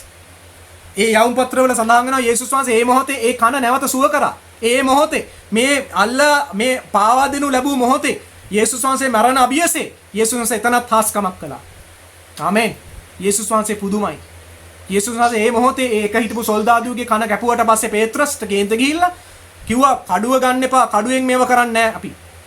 කඩුවෙන් කරන්න බෑ. ඔය ඉස්ලාම් ආගමේ කඩුව වලින් ඔය කඩු ගෙනාවනේ ලංකාවට ළඟදී ගොඩක් ඉස්සර දැක්කනේ. කඩුව වලින් කිතුණු ඇදහිල්ල කිතුණු ධර්මයේ කඩුව වලින් කතාවක් නෑ. කඩුව වලින් දේව ධර්මයේ ඉගෙනවීමක්, කඩුව වලින් සුභාරංචි ප්‍රකාශ වීමක් නෑ. මේක අහිංසක කාරණාවක්. බැටළුවන් මෙන් අහිංසකව අපි යන්න ඕන කිතුණුව. ඒ නිසා මෙතනදී යේසුස් වහන්සේව අල්ලගන්න ස්ක්වඩ් එකක් ආවා ආයුධත් එක්ක. මෙතනදී ඊපස්සේ කියනවා යේසුස් වහන්සේ මේ 4 වෙනි පදය යොහාන් 18:4 කියනවා යේසුස් වහන්සේ තමන් කෙරේ පැමිණියා වූ සියලු දේ දැන ඉදිරියට ගොස් නුඹලා කවරෙකු සොයන්නේ උදා යේසුස් වහන්සේ ඔවුන්ගෙන් අසූසේක. ඔහු උන්වහන්සේට උත්තර දෙමින් නාසරයේ යේසුස් වහන්සේවයි කීසේක. දැන් මේකෙල්ලෝ ආපු ගමන්ම මේ යේසුස් වහන්සේ කියලා ඒගොල්ලෝ දන්නේ නැහැ. යේසුස් වහන්සේම ඔවුන් ඉස්සරහට ගිහිල්ලා කියනවා ඔයගොල්ලෝ කාවද හොයාගෙන ආවේ කියලා.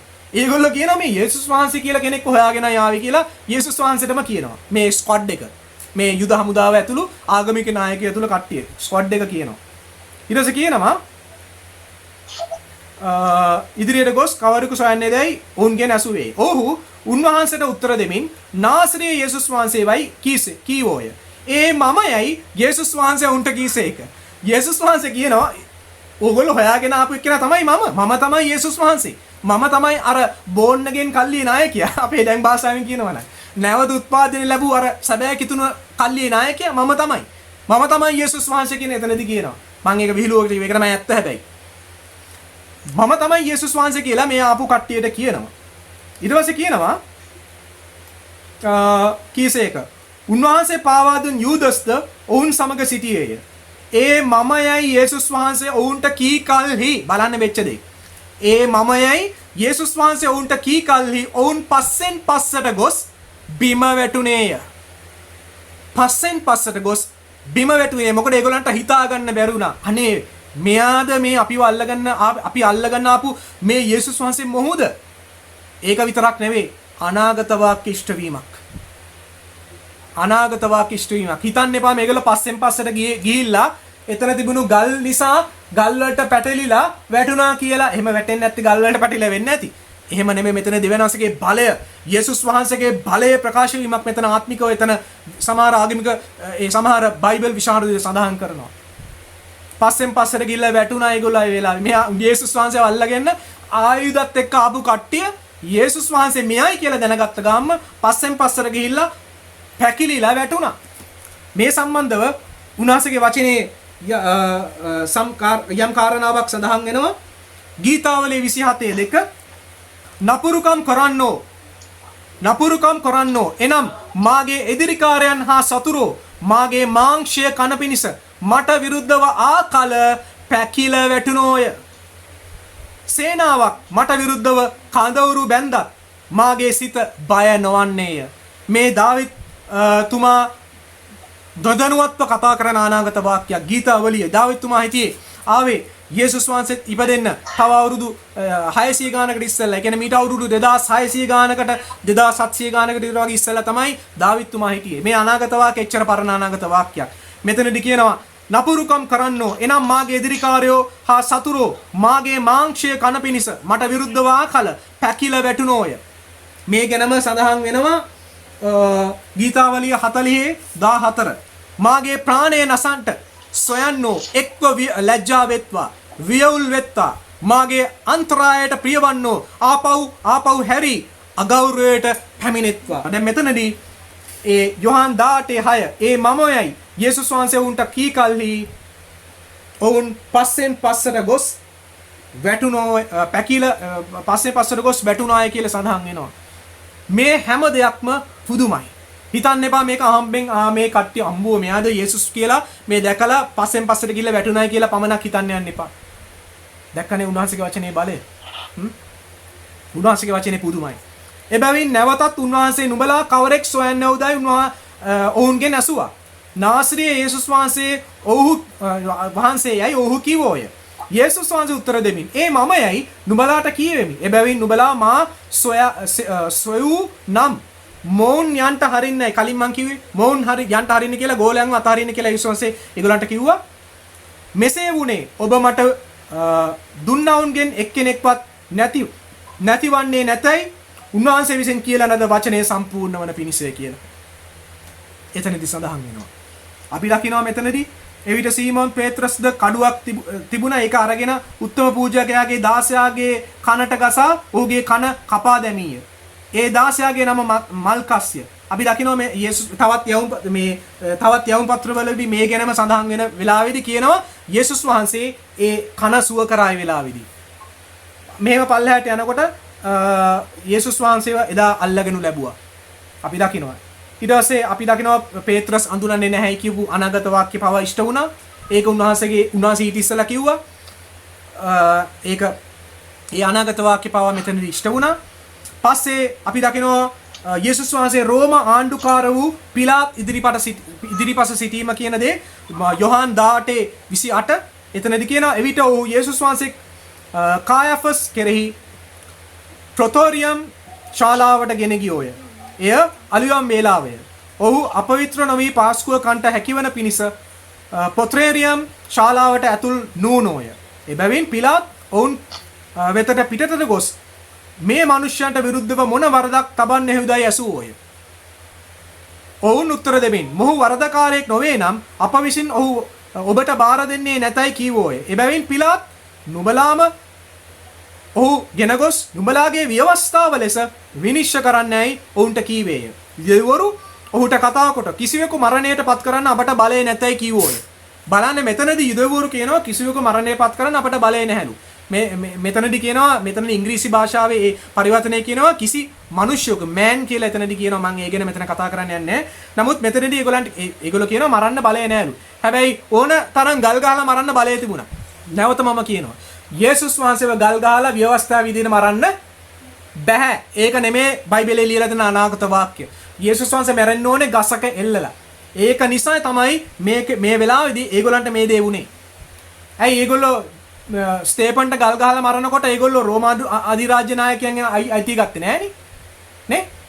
එහෙම කාරණාවල් තිබෙනවා. දැන් මෙතනදී එහෙම කියන අතර යුදෙව්වරුන්ට කතා කොට කිසිවෙකු මරණයට පත් කරන්න අපට බලය නැතයි කිව්වෝය. මෙසේ වුනේ තමන් වහන්සේ කොයි ආකාර මරණයකින් මැරෙනසේක්දයි කියා හඟවා දෙමින් යේසුස් වහන්සේ කී වචනය සම්පූර්ණ වන පිණිසය. දැක්කනේ? යේසුස් වහන්සේ මැරෙන්න ඉස්සලා කිව්වා මම මැරෙන්නේ කොහොමද කියලා. මොන විදිහක මරණයකින්ද මම මැරෙන්නේ කියලා. යේසුස් වහන්සේ කිව්වා.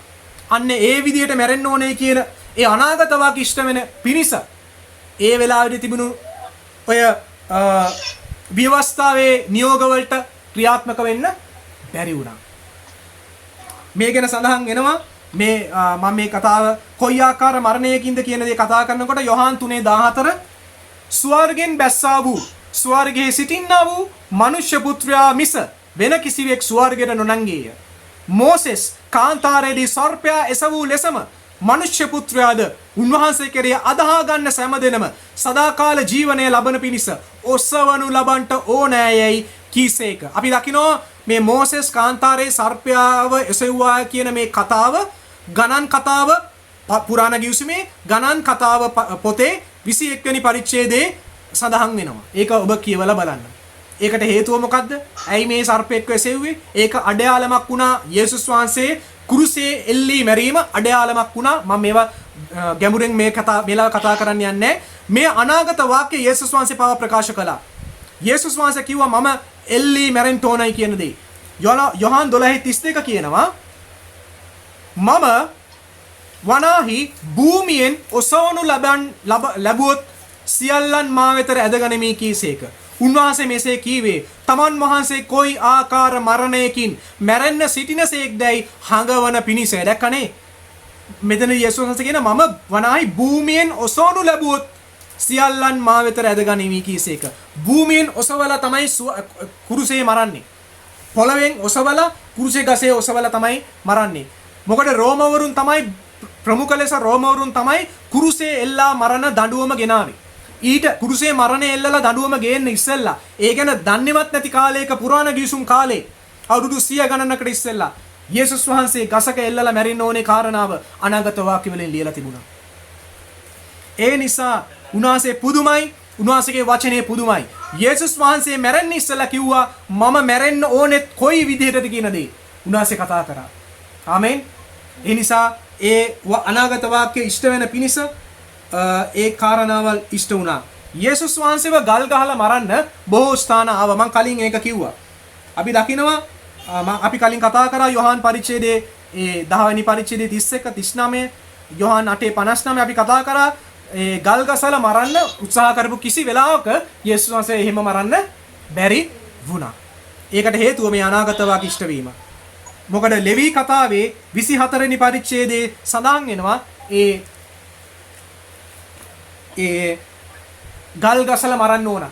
දේව අපහාසය කරන්නන්ව ගල් ගසලා මරන්න ඕනි කියන නීතිය මෝසෙස් කාලේ අපි දකිනවා ඒ ලෙවි කතාවේ 24 වෙනි පරිච්ඡේදයේ ඒක සඳහන් වෙනවා. ඒ විදිහට තමයි බොහෝ අයව ගල් ගසලා මැරුවේ ඒ කාලේ යුදෙව් නායකයෝ යුදෙව් ආගමික දේවල් තුල. ඒ නීතිය තුල තමයි අපි දකිනවා පසු කාලීනව වේද සාක්ෂිකයෙක් ලෙස කවුද? ස්තේපන්ම ගල් ගහලා මැරුවෙත් ඔය ලෙවි කතාවේ තියෙන නීතිය අනුවයි. හැබැයි යේසුස් වහන්සේට ඒක නීතිය ක්‍රියාත්මක කරන්න බැරි වුණා. මොකද ඒ ඉහළින් බලය තිබුණා ඒකට විරුද්ධව. යේසුස් වහන්සේ මැරෙන්න ඕන උනේ අන්‍ය ජාතීන් අතරපත් වෙලා කුරුසේ එල්ලිලා. ඒ අනාගත වාක්‍ය ඉෂ්ට වුණා. මොකද යේසුස් වහන්සේව මැරුවේ රෝම සොල්දාදුවෝ. යුදෙව්වෝ නෙමෙයි. එහෙම ඒ සියල්ල අනාගත වාක්‍යවල ලියා තිබෙනවා. ඒ නිසා මේ උන්වහන්සේගේ මරණය හිතන්න එපා කිතුරුවනි. අද මේ ලෝකයේ මිනිස්සු මේවා වෙලාවට දන්නේ නැහැ. දැනගන්න අපි නිසා මේ කතා කරන්නේ. යේසුස් වහන්සේගේ මරණය තුල පවා පුදුම දේ, දේව වචනේ පුදුම දේ සනාත වුණා. උන්වහන්සේගේ අනාගත වාක්‍ය ඉෂ්ට වුණා. ඒ නිසා සුද්ධ ලියවිල්ල, සුද්ධ බයිබලය පුදුමයි. අපි දකිනවා ඒ යේසුස් වහන්සේ ඒ මරණයටපත් වෙන්න ඕන විදිය ඒ යොහාන් පොතේ ඒ යේසුස් වහන්සේ ඒ වෙලාවේදී ඒක සඳහන් වුණා. එබැවින් පිලාත් නැවත ප්‍රොතෝරියම් ශාලාවට ඇතුල්ව යේසුස් වහන්සේ කැඳවා නුඹ යුදවරුන්ගේ රජදයි උන්වහන්සේගේ නැසිය. යේසුස් වහන්සේ උත්තර දෙමින් නුඹම මේක කියනවාද? නොහොත් වෙන අය මා ගැන නුඹට මේක කීවායිද ඇසුවා. පිලාත් උත්තර දෙමින් මම යුදෙවෙක්ද? නුඹේම ජාතියේ නායක පූජකයෙකුට නුඹ මට බාර දුන්නෝය. නුඹ කලේ මොකක්ද ඇසුවා. යේසුස් වහන්සේ උත්තර දෙමින් මාගේ රාජ්‍ය මේ ලෝකයේ සම්බන්ධ නොවේ. අන්න යේසුස් වහන්සේ නැවත කියනවා මාගේ රාජ්‍ය මේ ලෝකයේත් එක්ක සම්බන්ධ දෙයක් නෙවෙයි. මේ ලෝකයේ සම්බන්ධ නොවේ. මාගේ රාජ්‍ය මේ ලෝකයේ සම්බන්ධ වී නම් යුදවරුන්ට මා බාර දෙනු නොලබන පිණිස මාගේ සේවකයන් සටන් කරනවා ඇත. නමුත් දැන් මාගේ රාජ්‍ය මෙලවින් නොවේ යයි කීසේක. එබැවින් පිලාත් එසේ වී නම් නුඹ රජෙක්දයි උන්වහන්සේගෙන් ඇසුවේ. යේසුස් වහන්සේ උත්තර දෙමින් මම රජෙක් යයි නුඹ කියනවා හරිය. යේසුස් වහන්සේ තමයි රජුන්ගේ රජු, ස්වාමින්ගේ ස්වාමින් වහන්සේ. යේසුස් වහන්සේ බය නැතුව පිලාත්ට කියනවා මම තමයි රජු. පොළවේ රජ මේ පොළවේ රජපලන්තියක් ගැන නෙමෙයි යේසුස් වහන්සේ කතා කරන්නේ. උන්වහන්සේ තමයි ස්වර්ගයේ රජුරුවානෝ. ආමෙන්. ඒක යේසුස් වහන්සේ බය නැතුව කියනවා නුඹ කිව්වා හරි. මම තමයි රජ. ඊට පස්සේ කියනවා මම ඉපද සිටිමි. එතන කියනවා මම රජෙක් යයි නුඹ කියනවා හරිය. ඒ පිනිස මම ඉපද සිටිමි. මා ලෝකයට ඇවිත් සිටින්නේ සත්‍යතාවයට සාක්ෂි දෙන පිණිසය.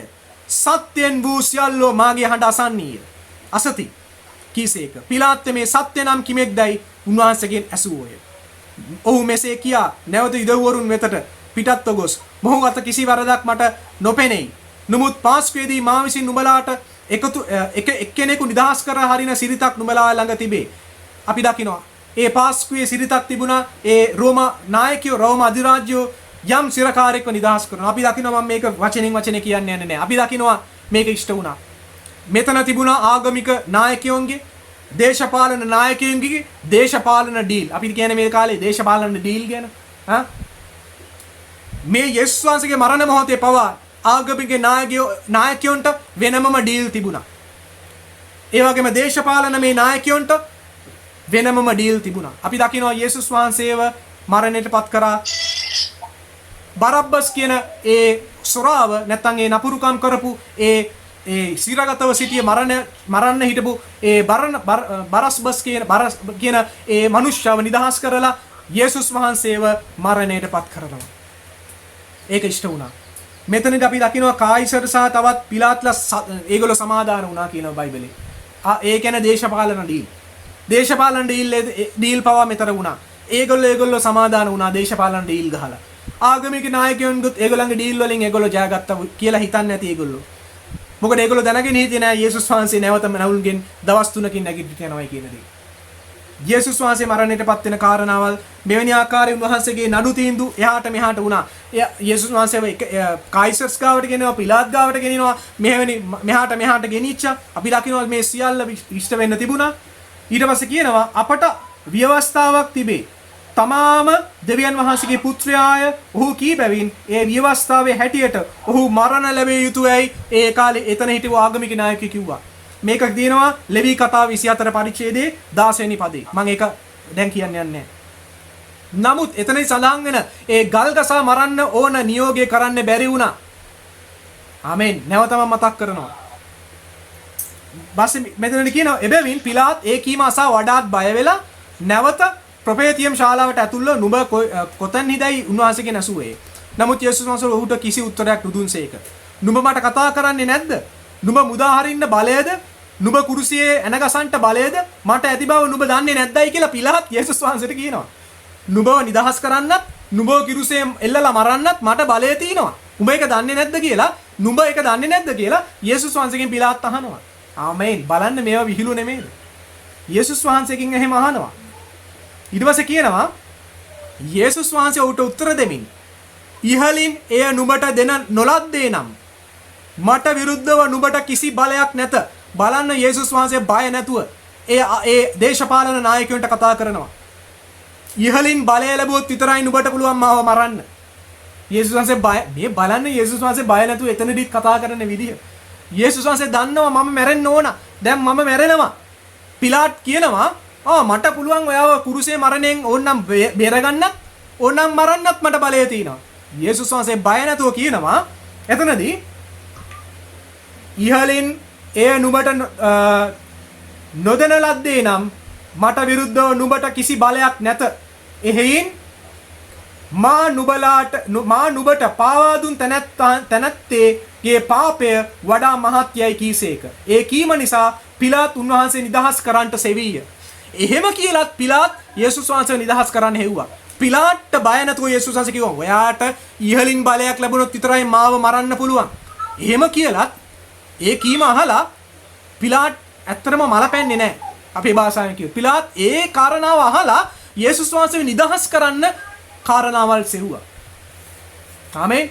ඕන්නම් පිලාට එලානේ ඕන්නම් මල පැනලා අපේ භාෂාවෙන් කේන්ති ගිහිල්ලා කියන්න පුළුවන් නේ. උඹ මාත් එක්ක කට ගහන්න එනවද? නෑ මම මුව මරනවා. බලමු කවුද මුව බේරගන්නේ කියලා. ඕන්නම් එහෙම කියන්න තිබුණානේ නෑ. මෙතනදී යම් දේව හස්තයේ තිබුණා. පිලාත් පවා දැනගත්තා යේසුස් වහන්සේගේ තුල වරදක් නැහැ මරන්න. වරදක් නොකරපු යේසුස් වහන්සේ ඔබ වෙනුවෙන් මං වෙනුවෙන් මැරෙන්න උන්වහන්සේ තීරණයක් ගත්තා. උන්වහන්සේ තීරණයක් ගත්ත නිසා ඉහලින් පියාණන් වහන්සේ ඉඩ දුන්න නිසායි යේසුස් වහන්සේ මරන්න පුළුවන් වුණේ. අපි දකිනවා මේ ගැන තවත් තැනක යේසුස් වහන්සේ කියනවා තවත් සුභාරංචි පත්‍රවල කියනවා මට පුළුවන් ඕනනම් ස්වර්ගයට කතා කරලා ස්වර්ගයෙන් ලෙගියෝන් ගණන් දේවදූතයන්ව ගෙනල්ලා නුඹලව විනාශ කරන්න පුළුවන් කියලා මට මතක නැහැ පරිච්ඡේදය. නමුත් ඒක මතෙව් මාක් ලූක් ඔය පරිච්ඡේද මේ ඒ තුනෙන් එකක මේ කාරණාව සඳහන් වෙලා ඇති. පොඩ්ඩක් බලන්න මම පස්සේ බලලා සඳහන් කරන්නම් මෙතන. යේසුස් වහන්සේ එතනදී බය නැතුව කතා කරනවා. මාව මරන්න පුළුවන් වෙන්නේ දෙවියන් වහන්සේ ඉඩ දීපු නිසා. මට ඕනනම් පුළුවන් ස්වර්ගෙන් දේවදූතයන්ව දැන් ගෙනල්ලා නුඹලා සැවම විනාශ කරන්න මට පුළුවන්. යේසුස් වහන්සේ වියන්ගෙන් මේ ගැන කතා කරනවා. ආමේන්. දැන් මෙතනදිත් පිලාට කිව්වා ස්වර්ගෙන් ඉහලින් බලය දීපු නිසායි ඔයාට මේක කරන්න පුළුවන්. නැත්තම් ඔයගලට ඒක කරන්න බෑ. කරන්න හදපු හැම මොහොතම ඒක කරන්න බැරි වුණා. මම මේ හා සම්බන්ධවම පොඩි කතාවක් කියනවා. දෙක රාජාවලිය 1:9 පොඩ්ඩක් බලන්න. මම මේ කියන්නේ මේ යේසුස් වහන්සේ කිව්ව දේ ටිකක් තවත් සනාථ කරන්න. මොකද යේසුස් වහන්සේට පුළුවන්කම තිබුණා ඕන්නම් ස්වර්ගයෙන් දේවදූතයන් දහස් ගණන් ගෙනල්ලා ඒ වෙලාවේදී මිනිස්සුන්ව විනාශ කරන්න එතනදී. ඒක කරන්න බෑ. මොකද යේසුස් වහන්සේ මරණයටපත් වෙන්න ඕන. මොකද උන්වහන්සේ එහෙම කරලා උන්වහන්සේ මැරුණේ නැත්තම් ඔබට මට අද කමාවක් නැහැ. අපගේ අපරාධයට කමාවක් පාපයට වැස්මත් ලැබෙන්නේ නැහැ. එහෙමනම් ඔබට මට සදාකාල ජීවනයක් නැහැ. එහෙමනම් මේ ඇදහිල්ල පවතින්නෙත් නැහැ. ආමේන්. බලන්න මේ අහසියා කියන යම් රජතුමෙක් එදා දෙවියන් වහන්සේට විරුද්ධව යම් වෙනත් අයගෙන් යම් කාරණාවල් විචාරණ පටන් ගත්තා. මෙයා ලෙඩ ඇඳ ඉන්නකොට. ඒ වෙලාවේදී මේ රජතුමා එක සෙට් එකක් එලීෂා ගාවට එවනවා. එලීෂාව මා ගාවට එවන්න කියලා. එලීෂාව මේ රජතුමා ගාවට ගෙන්න ගන්න ස්ක්වොඩ් එකක් එවනවා. ස්ක්වොඩ් එකක් අවස්ථාවල් කිහිපයක එව්වා. බලන්න මේ ස්ක්වොඩ් එකට මොකද වුනේ කියලා. මෙතනදී කියනවා නමුත් ස්වාමින් වහන්සේගේ දූතයා තීෂ්බී එලියාට මේ එලියා ගැන එලීෂා නෙමෙයි එලියාට කතා කොට නැගිට සමාරියේ රජුගේ පණිවිඩකාරයාගේ පෙරමකට ගොස් නුබලා ඒක්‍රොන්හි දෙවිවු බාල් සෙබුබියන්ගෙන් විචාරන්ට මේ අන්‍ය දෙවි කෙනෙක්ගෙන් විචාරපු නිසා මේ රජතුමාට දෙවියන් වහන්සේගේ උදහස පැමිණෙනවා. එබැවින් නුඹ නැගී විචාරන්ට යන්නේ ඊශ්‍රායල්ගේ දෙවි කෙනෙක් නැති නිසාද? එබැවින් නුඹ නැගී ඉන්න ඇඳෙන් නොබැස සබවින්ම මැරෙන්නේ යයි ස්වාමින් වහන්සේ වදාරනසේකයි කියා ඔවුන්ට කියන්නේ කීවේය. එලියා දෙවියන් වහන්සේ කිව්වා ඒ කාරණාව කියනවා. නුඹ අනිවාර්යයෙන්ම ඔය ඇඳෙන් බහින්න ඉස්සෙල්ලා නුඹ මැරෙනවා. මොකද නුඹ වෙන දෙවිවරුන්ව විචාරුවා ඊශ්‍රායල්ගේ දෙවියන් වහන්සේ විචාරන්නේ නැතුව. ඒක නිසාම නුඹ ඇඳෙන් බහින්න ඉස්සෙල්ලා නුඹ මැරෙනවා කියලා මැරෙන්න ඉස්සෙල්ලා එලියා යම් දෙවියන් වහන්සේ කිව්ව නිසා කතා යම් දෙයක් කියනවා.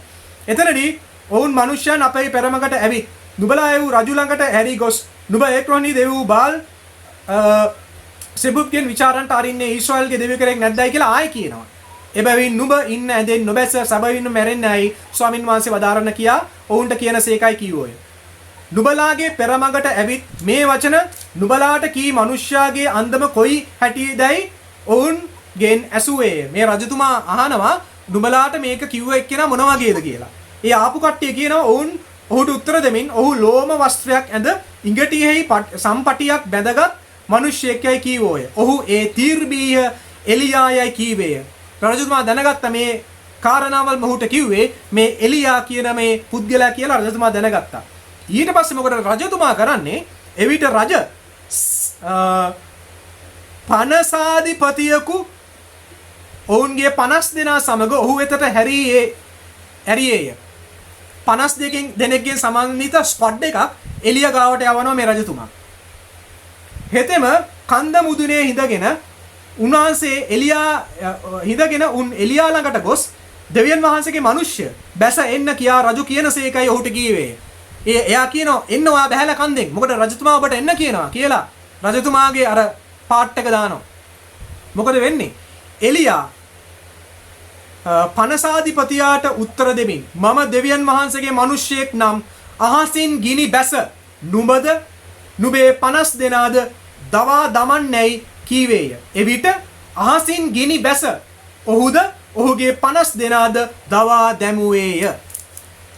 රජ නැවත තවත් පනසාධිපතියෙකු ඔහුගේ 50 දෙනා සමග ඔහු ළඟට එරියා. 50 දෙනෙක් එව්වා. එලියා කිව්වා අහසින් ගින්දර එවල දෙවියන් වහන්සේ නුඹලා විනාශ කරනවා. ඒක ඒ වෙලේ ඒ විදිහටම ඉෂ්ට වුණා. අහසින් ගින්දර එවල ඒ 50 දෙනා නායකයාත් එක්ක මැරුණා. ආයෙ 50 දෙනෙක් වෙනවා තවත් නායකයෙක් එක්ක. එතකොට මොකද වුනේ? එලියා උත්තර දෙමින් මම දෙවියන් වහන්සේගේ මිනිස්සෙක් නම් අහසින් ගිනි බැස නුඹද නුඹේ 50 දෙනාද දවා දමන්නමි ඔහුට කීසේක. එවිට දෙවියන් වහන්සේ ගිනි අහසින් බැස ඔහුද ඔහුගේ 50 දෙනාද දවා දැමුවේය. රජ නැවතත් තුන්වෙනි වර පනසාධිපතියෙකු ඔහුගේ 50 දෙනා සමග ඇරියේය.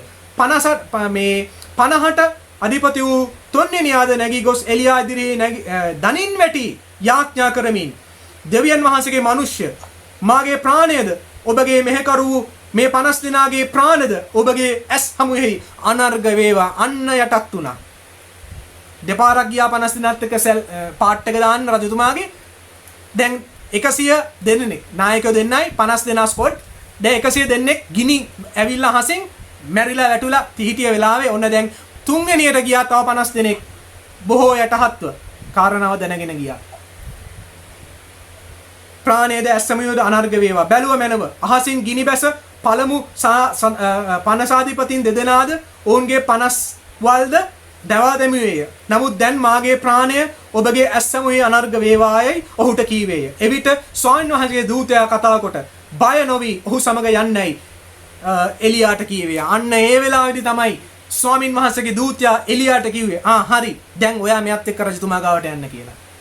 හඬ එනකන් එලියා බලන් හිටියා.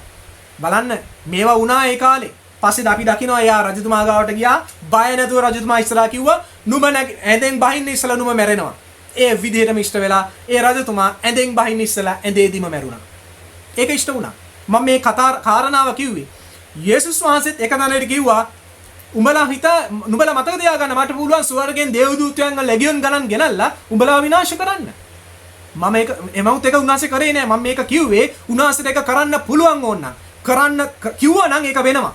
එබැයි සියල්ල දෙවියන් වහන්සේගේ සැලැස්මට විරුද්ධව එහෙනම් ගිහිල්ලා අපි කාටවත් ගැලවීම ලැබෙන්නේ නැහැ. මම මේ දේ කිව්වේ මේ යේසුස් වහන්සේගේ මරණ මොහොතේ පවා පුදුම දේ ඉෂ්ට වෙමින් පවතුණා. අපි දකිනවා පසුව යේසුස් වහන්සේව යොහන් 10 වෙනි පරිච්ඡේදයේ යේසුස් වහන්සේට නඩු තීන්දුව ලැබෙනවා. අර මේ බරබ්බස්ව නිදහස් කරලා යේසුස් වහන්සේව කුරුසේ ඇන ගසන ලබන පිණිස ඒ සියල්ල සිද්ධ වුණා. ඔබ මේ පරිච්ඡේද කියවලා බලන්න. මේ යොහන් 17 වෙනි පරිච්ඡේදය ඉඳන් 19 වෙනි දක්වා මම කලින් කිව්ව පද ඔබ කියවලා බලන්න.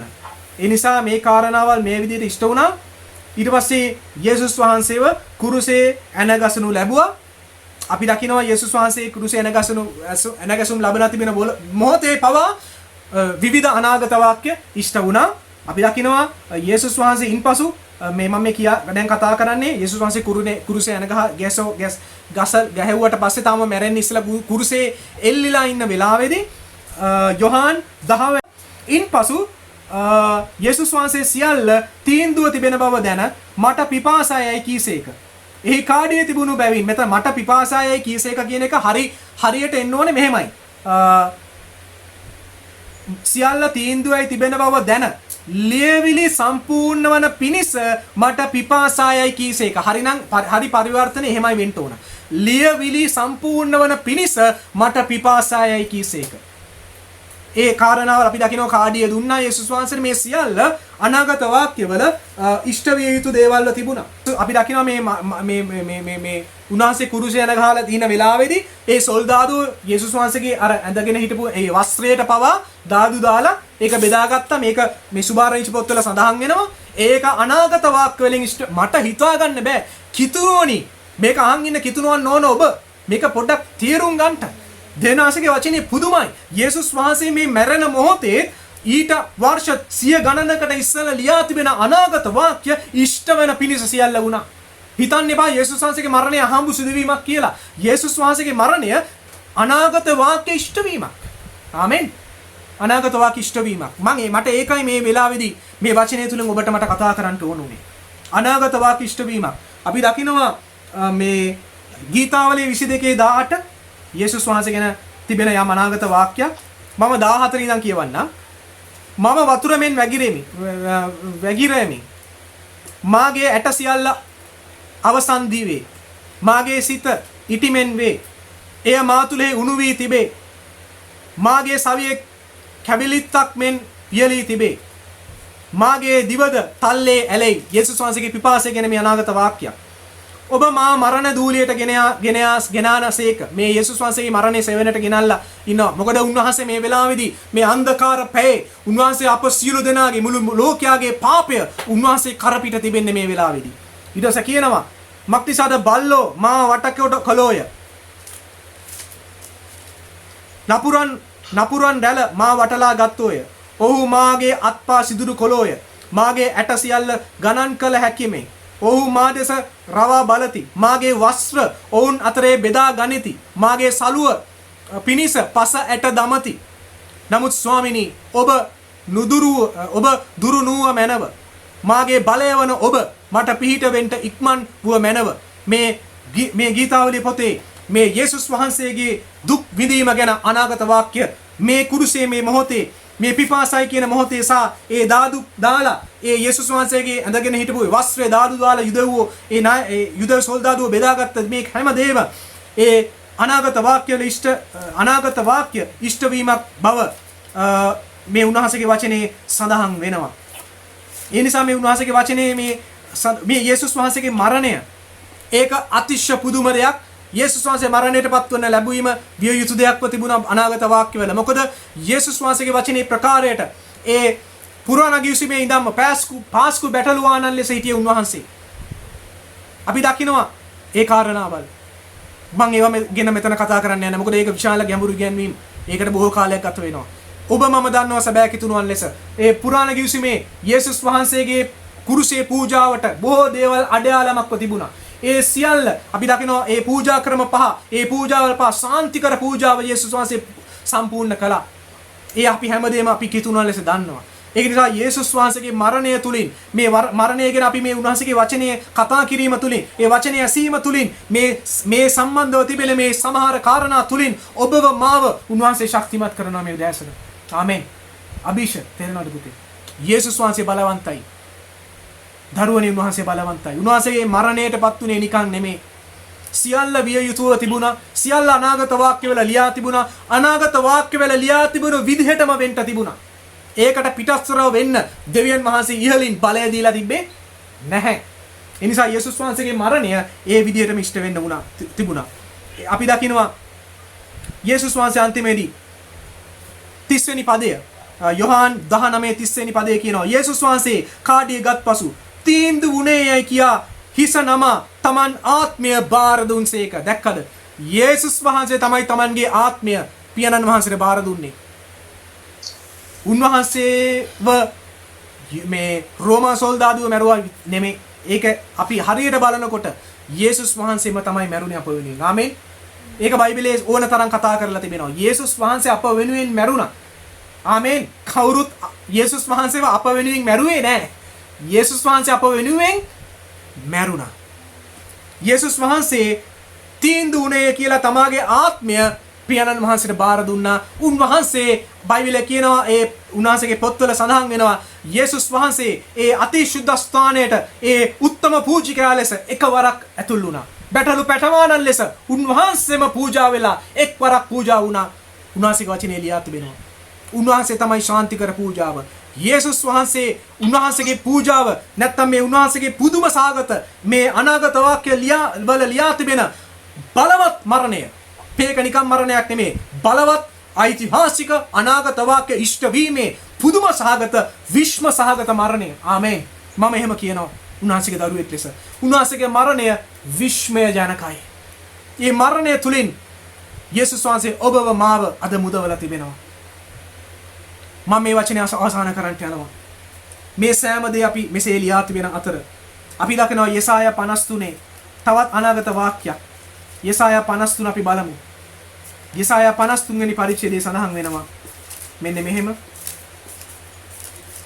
යෙසායා 53 කියනවා සබවින් උන්වහන්සේ උසුලා ගත්තේ අපේ දුක්ඛය. යෙසායා 53 4 වෙනි පදේ නම් මම කියන්නේ. සබවින් උන්වහන්සේ උසුලා ගත්තේ අපේ දුක්ඛය. දරා ගත්තේ අපේ ශෝකය. එසේ වී නමුත් උන්වහන්සේ දඬුවමද දෙවියන් වහන්සේගේ පහරද පීඩාවද ලැබූ කෙනෙක්යි අපි සිතිමුව. නමුත් උන්වහන්සේ තුවාල ලැබුවේ අපේ අපරාධ නිසාය. පොඩි කරුණු ලැබුවේ අපේ අයිතිකම් නිසාය. අපට සමාදානය දෙන දඬුවම උන්වහන්සේ පිටට පැමිණුණේය. උන්වහන්සේ පහර වලින් අපට සුවය ලැබී තිබේ. උන්වහන්සේට පීඩා කළ විට උන්වහන්සේ යටත් වී Tamanගේ මුඛේ නෑර සිටිසේක දැකනේ. යේසුස් වහන්සේ අවසාන මොහොතේ මුඛේ හැරියේ නෑ. ඒ අනාගතවක් ඉෂ්ට වෙන පිණිසයි එක කලේ. ඊළඟට කියනවා මරණයට ගෙනෙන බැටළුවෙකු මෙන් බැටළු දෙනෙක් ලෝම කපන්නෙන් ඉදිරියේ නිශ්ශබ්දව සිටින්නාක් මෙන් උන්වහන්සේ Tamanගේ මුඛය නෑර සිටිසේක. උන්වහන්සේ බලහත්කාර කමෙන්ද විනිශ්චයෙන්ද පහ කරනු ලැබුසේක. ජීවත්ව සිටින්නන්ගේ දේශයෙන් උන්වහන්සේ සිඳනු ලබන බව උන්වහන්සේගේ පරම්පරාවේ කවරෙක් කල්පනා කරද්දී කලේද? උන්වහන්සේ තලනු ලැබුවේ මාගේ සෙනගගේ වරද නිසාය. උන්වහන්සේ මිනිවල දුෂ්ටයන් අතරෙහි තබන්ට නියම කළෝය. දුෂ්ටයන් අතරේ තබන් මේ අනාගත වාක්‍ය වීමක්. උන්වහන්සේගේ මිනිවල ගාඩ් කරන්න ස්ක්වඩ් එකක් දැම්මා. දුෂ්ටය කියලා කියන්නේ අන්නේ ජාතීන් වන රෝමය. මොකද යුදෙව්වනේ මේ එතන හිටියේ වෙලාවේ. ආමෙන්. පුදුමයි දෙවියන් වහන්සේගේ අනාගත වාක්‍ය වීම. අපි දකිනවා උන්වහන්සේගේ ඒ දේහය පවා ඒ දේහය තම්පත් කරන ඒ ගුහාව නැත්නම් ඒ ස්ථානයේ පවා අර ඒ පොහසත් කෙනෙක් ඒක දුන්නා. ඒව පවා අනාගත වාක්‍ය ලියලා තිබෙනවා. මීට ඉස්සෙල්ලම් පුද්ගලයෙක්ව තම්පත් කරපු නැති අලුත් සොහනක යේසුස් වහන්සේ තම්පත් කළා. ඒ අලුත් සොහන ඒ කාලේ හිටපු ඒ ධනපතියෙක්ගේ සොහනක්. ඒක බයිබල අනාගත වාක්‍යවල ලියලා තිබෙනවා. මේ හැම දෙයක්ම ඒ විදිහටම ඉෂ්ට වුණා. පුදුමයි යේසුස් වහන්සේගේ මරණය. අනාගත වාක්‍ය ඉෂ්ට වීමේ මරණයක්. ආමෙන්. මේක විහිළුවක් නෙමේ, සෙල්ලමක් නෙමේ. ඔහු උන්වහන්සේගේ මිනිමල දුෂ්ටයන් අතරේ තිබෙන්න නියම කළෝසේක. නමුත් උන්වහන්සේගේ මරණයේදී ඒ වස්තුකාරයන් සමග විය. ආමෙන්. උන්වහන්සේගේ දේහය අපි දකිනවා. අර ඒ ආගම ඒ අදාළ නායකයන්ගෙන් ඒ උන්වහන්සේගේ දේහය අර අරමතිය යෝසප් මේ ගත්තා. පුදුමයි මේ අනාගත වාක්‍ය ඉෂ්ට වීම. අපි දකිනවා මේ දේවල්. අනාගත වාක්‍ය ඉෂ්ට වුණා. මේවා ඔබ කියවලා බලන්න ඒ සුභාරංචි පොත්වල. මේ යෙසායා පොතේ ලියා තිබෙන අනාගත වාක්‍ය ඒ විදිහටම ඉෂ්ට වුණා. ඒ වගේම කියනවා මක්නිසාද උන්වහන්සේ අධර්මිෂ්ඨකමක් කළේවත් උන්වහන්සේගේ මුඛයේ කිසි ප්‍රයෝගයක්වත් තිබුණේ නැත. එසේ උන්වහන්සේ පොඩි කරන්ට ස්වාමින් වහන්සේ කැමැතිව දුකටපත් කළසේක. ඔබ උන්වහන්සේගේ ප්‍රාණය පාප පූජාවක් කරන විට උන්වහන්සේ Tamanගේ වංශය දැක Taman දවස් වැඩි කරනසේක. ස්වාමින් වහන්සේගේ කැමැත්තද උන්වහන්සේගේ අතෙහි සඵලවත් වන්නේ. උන්වහන්සේ Taman ආත්ම වේදනාවේ ඵල දැක තෘප්තියට පැමිණුණසේක. මාගේ ධර්මිෂ්ඨ සේවකයා ස්වකීය දැනගැන්ම කරන කොටගෙන බොහෝ දෙනෙකු ධර්මිෂ්ඨ කරනවා ඇත. ඔවුන්ගේ අයිතුකමද උන්වහන්සේම දරා ගන්නවා ඇත කියලා අනාගත වාක්‍යයක් කියන බලන්න. ආත්ම වේදනාවේ ඵල දැක ක්‍රිස්තුස් වහන්සේ කුරුසයේදී සතුටු වුණා. මේ අනාගත වාක්‍ය ඉෂ්ට වුණා. ආත්ම වේදනාවේ ඵල දැක ක්‍රිස්තුස් වහන්සේ ගෙත්සෙමෙනි උදේදී පටන් උන්වහන්සේ දන්නවා ක්‍රිස්තුස් වහන්සේගේ මරණයට පසු තව වර්ෂ 2000 ගානකට තෙක් මනුෂ්‍යයන්ගේ පාපය වෙනුවෙන් උන්වහන්සේ මේ පූජා වෙන්නේ. ඔබ මාව අද කිතුණුවන් ලෙස නැවත උත්පාදනය ලැබුවා වූ නැත්නම් born again මේක විහිළුවක් නෙමේ. මේක විහිළුවක් කරගන්න අයට දෙවියන් වහන්සේගේ උදහස පැමිණෙන්නට යනවා ඉදිරියේදී. නැවත උත්පාදනය ලැබුවා වූ ඒ නැවත උත්පාදනය දෙන පිණිස ඒ පාපයෙන් අපව මුදවලා සදාකාල විනාශයෙන් ගිනිවිලෙන් ගලවලා සදාකාල ජීවනය සදාකාලික ස්වර්ගය ක්‍රිස්තුස් වහන්සේගේ ඊමේ බලාපොරොත්තුව ක්‍රිස්තුස් වහන්සේගේ ප්‍රකාශ වීමේ බලාපොරොත්තුව ඔබට මට උන්වහන්සේ දෙන පිණිස ඒ බොහෝ අය ඒවා අදහලා ගැලවීම ලබන්න යන බව යේසුස් වහන්සේ කුරුසේදී දැක්කා. ආමේන්. පුදුමයක් නෙමෙයිද මේක? යේසුස් වහන්සේගේ මරණය දරුවනේ කිතුණුවන් නොවන ඔබ මේක අහන් ඉන්නව නම් විහිළුවක් නෙමෙයි මේක. ඔබගේ මාගේ පාපයේ වෙනුවෙන් යේසුස් වහන්සේ මරණයට පත් වනු ලැබුවේ. ඒක පුරාණ ගිවිසුම් කාලේ අවුරුදු 100 ගණනකට දහස් ගණනකට ඉස්සලා අනාගත වාක්‍ය වලින් ලියලා තිබුණා. ඒක නිසා ඔබ කිතුණුවෙක් නොවේ නම් ඔබ යේසුස් වහන්සේ ඔබ වෙනුවෙන් මැරුණා.